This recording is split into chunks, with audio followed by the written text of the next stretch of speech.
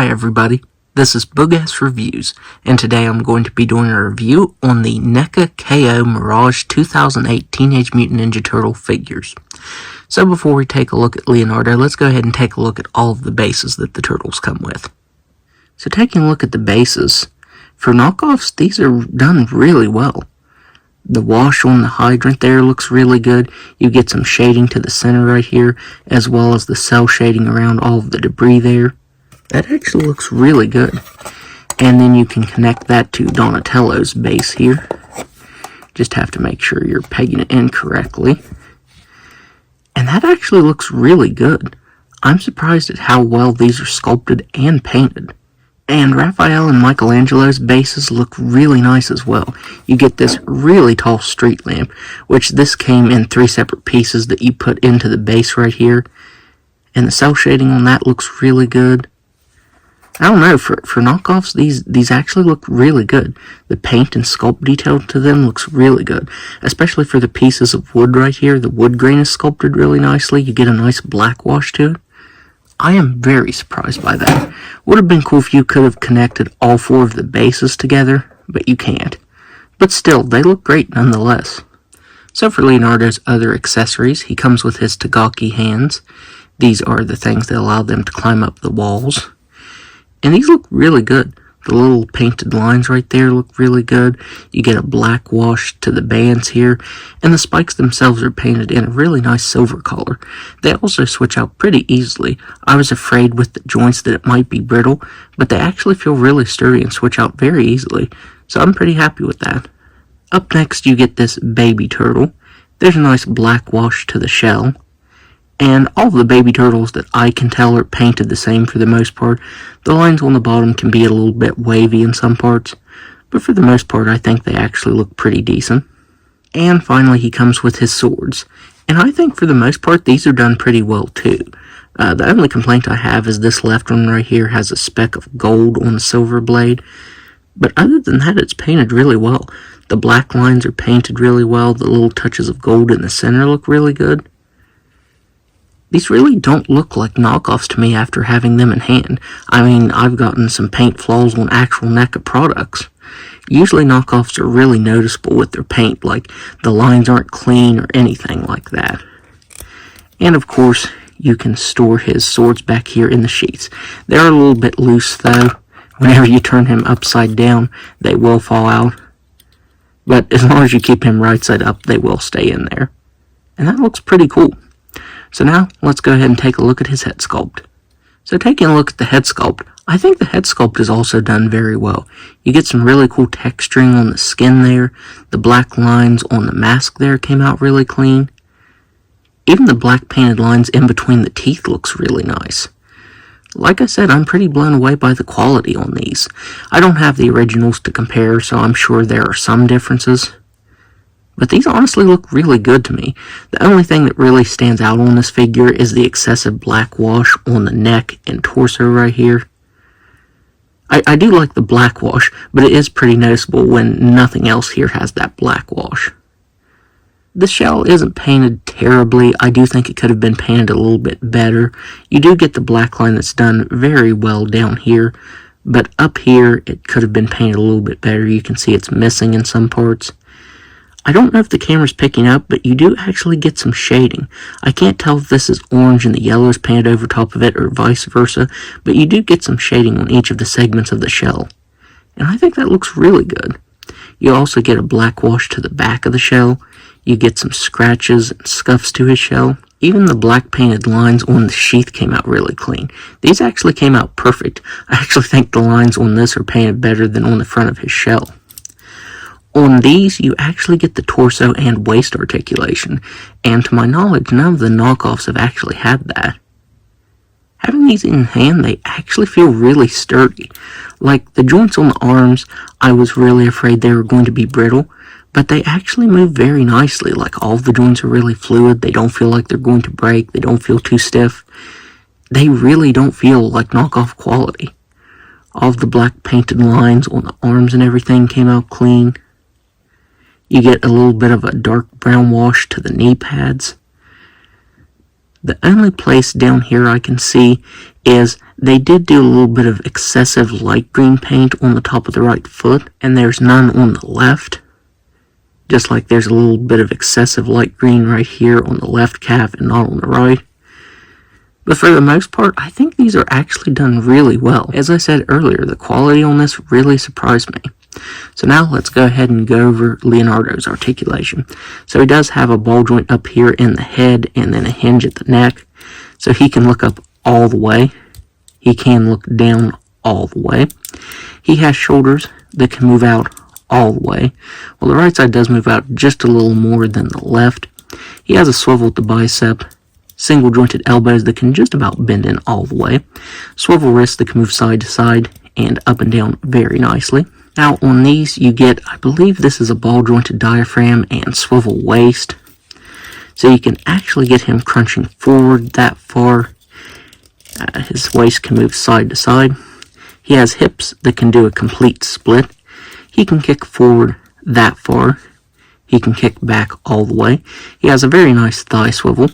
Double jointed knees that can bend back all the way.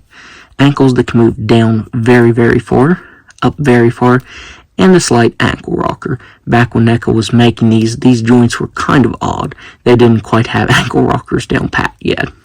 So now, let's go ahead and take a look at Raphael and his accessories. So first up, Raphael comes with his Tagaki hands, which I can't remember if I said that, but all of the turtles come with these alternate hands.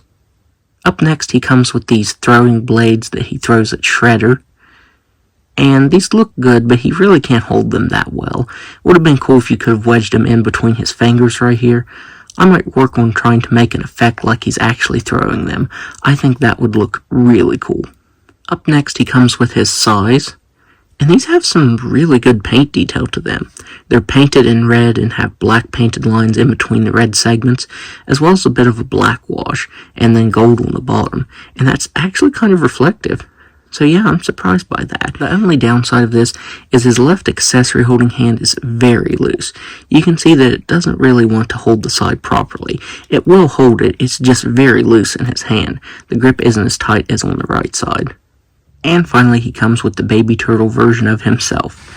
And just like with this turtle, the paint looks almost exactly the same.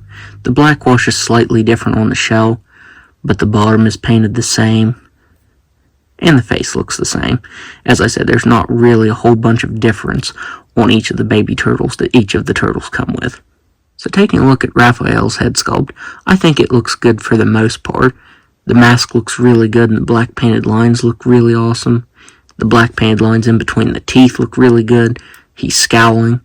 But the right side didn't get any black paint. Oh yeah, I guess there's a little bit. So the black paint isn't quite as good on the right side as it is on the left. And as for the body, I think it still has the same issues that Leonardo does. The black painted lines are a lot more prominent on this one, but you can see that this line kind of missed its mark. This one's pretty much there, and the black lines, or the black little dots that are painted on here, are better than on Leonardo. The only difference that I could find paint-wise on all of the turtles is the paint on the front of their shells. They're all done differently. They're not bad, but the paint does miss its mark just a little bit. You can see a lot more of the shell on this one, and the black painted lines in between the little patterns right here, as well as the black wash and all of the scratches and stuff, that's sculpted really well. That looks pretty good. You do get some excessive light green paint back here by the knee joints. That's pretty noticeable. But the shading on the front, I think this is done a lot better than on Leonardo. I think the paint is just about the same on these. So for the articulation, it's almost exactly the same. I will go ahead and go over it though. He can look up all the way. He can look down all the way. He can move his head side to side. I don't think I showed that on Leonardo. He has shoulders. Just like with Leonardo, the right side can move out just a little more than the left. He has a very nice swivel at the bicep. Single jointed elbows that can bend in that far. Swivel wrists that can move side to side and up and down. You get the ab and waist joints that can crunch forward all the way. You also get side to side movement. He has hips that can do a complete split. He can kick forward all the way, back all the way. Swivel at the thigh double jointed knees that can bend back all the way, ankles that can move down all the way, up all the way, and a slight ankle rocker. So now, let's go ahead and take a look at Donatello. So first up, just like with the others, Donatello comes with the Tagaki hands. Up next, he comes with the canister of TCRI. And this actually looks pretty decent for the most part. I feel like the TCRI isn't quite centered. Maybe that's just me. But the black painted lines on it came out really clean. So it looks good for the most part. You can really only get him holding it with the open hands because his accessory holding hand is meant for the staff. And if you put this really wide accessory in it, then you're going to stretch it out. Up next, he comes with the baby turtle. And finally, he comes with his bow staff. And for some reason it separates down here. I don't know if it was like that in the original. But the wood grain is sculpted really well, and you get a nice black wash over the whole thing that brings the details out very nicely. It is very, very rubbery though. Kind of reminds me of the material that McFarlane uses for weapons. It's very bendy. So now, let's go ahead and take a look at Donatello's head sculpt.